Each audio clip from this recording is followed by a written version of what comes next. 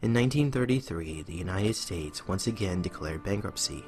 To make all citizens subject to repayment of the national debt, the bankers chartered a Delaware corporation known as the Bureau of Internal Revenue.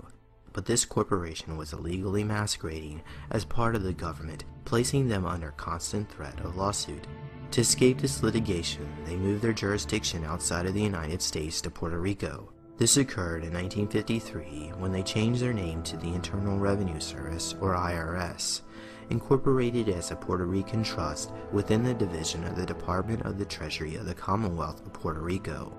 Further proof can be found within the United States Code, which lists the IRS as Trust Fund Number 62, the Puerto Rico Special Fund Internal Revenue. This was done to divert all income tax payments to the International Monetary Fund, owned by the various central banks of Europe and North America, which in turn are owned by the Crown of England.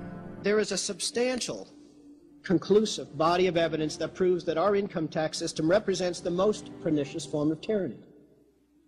It is the greatest hoax ever perpetrated by government against the working men and women of America. I could eliminate all income taxes tomorrow and have more than enough money to fund the government by using some other guy's bright idea. We tax the Federal Reserve at 0.0006, doubles our money until we decide to put them out of business permanently, because we certainly should not have central banks. The evidence proving income tax is paid to the United Kingdom is found deep within the IRS individual master file, which contains every transaction and financial record gathered by IRS officials throughout your lifetime. One of these codes determines what kind of tax you are paying. After looking this code up within the IRS 6209 manual, you find that they have incorrectly classified all Americans as domiciled corporations in either Guam, the Virgin Islands, or Puerto Rico. Furthermore, all taxpayers who filled out a 1040 form are subject to a tax for doing commerce with the United Kingdom under a treaty with the United States. There is no law that requires the average American worker in the private sector to pay a direct unapportioned tax on their labor and compensation for services. There is no law. As you follow the money trail, you find that the taxes collected on the 1040 form is then sent to the Crown of England as a tribute payment. The Crown of England is a sovereign corporation located within the 677 acres of the city, found within the heart of Greater London. This tiny strip of land contains the world's most powerful banking houses, such as the Bank of England and Lloyd's of London, owned by the House of Rothschild. It is these bankers and their counterpart, the Temple Bar attorneys, that constitute the power base known simply as the Crown. Even though the Queen of England is a member of this club, she is not its corporate head.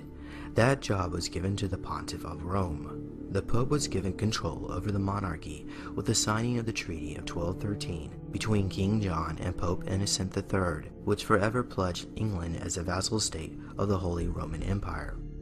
In 1297, that treaty was used as a precedent to incorporate the city as an independent city-state controlled by the Vatican, which would govern England without directly relying on the monarchy. Just like how the Corporation of the United States was subject to the Crown of England, so too were the subjects of the British Empire, enslaved with debt by the financial division of the Vatican, headquartered within the City of London.